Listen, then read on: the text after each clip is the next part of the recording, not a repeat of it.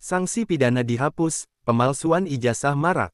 Sejumlah pihak menyoroti Undang-Undang RUU Omnibus Law Cipta Kerja yang memasukkan poin-poin pendidikan di dalamnya berpotensi melegalkan praktik pemalsuan ijazah. Praktik pemalsuan ijazah dimungkinkan karena pasal pidana dalam UU Sisdiknas No. 20 Tahun 2003 pasal 67, 68 dan 69 dihapus. Pengamat pendidikan dari Universitas Islam Negeri UIN, Syarif Hidayatullah Jakarta, Jejen Musfah menegaskan sangat tidak setuju sanksi pidana terhadap pemalsuan ijazah dihapus. Apalagi pemalsuan ijazah tidak hanya menyangkut individu tapi merugikan publik dari sisi pembangunan sistem yaitu good governance dan good government. Ijazah tidak hanya terkait kepentingan individu tetapi penggunaannya masuk ke wilayah publik.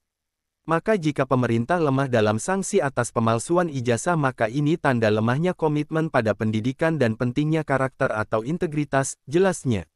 Jejen menegaskan, jika sanksi pidana dihapus maka dampaknya jumlah kasus pemalsuan ijazah tidak akan turun tetapi justru akan semakin meningkat dengan berbagai modus dan cara.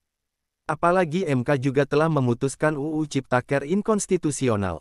Oleh karena itu DPR dan Kementerian Pendidikan dan Kebudayaan harus merevisi UU Ciptaker terkait pendidikan agar lebih baik sesuai aspirasi publik dan kebutuhan di masa depan. Sementara itu, pengamat hukum dari Universitas Nasional UNAS Jakarta, Dr. Ismail Rumadan, MH juga mengatakan, jika DPR menyetujui UU Ciptaker yang melegalkan tindak pidana pemalsuan ijazah maka bisa mendorong meningkatnya praktik pemalsuan ijazah. Hal ini tentu berakibat buruk terhadap dunia pendidikan di Indonesia. Dampak buruknya lagi banyak pihak akan melakukan tindakan pemalsuan dokumen yang lain yang terkait dengan aspek legalitas. Misalnya berkaitan dengan legalitas hak-hak kepemilikan yang sangat rawan dengan tindakan pemalsuan, ujarnya.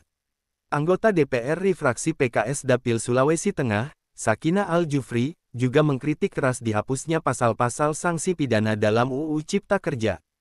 Penghapusan pasal pidana dalam draft UU Cipta Kerja pada sektor pendidikan sangat berpotensi terhadap kembali maraknya praktik pemalsuan ijazah, ungkap Sakinah melalui WhatsApp di sela-sela kegiatan reses di Sulawesi Tengah beberapa waktu lalu.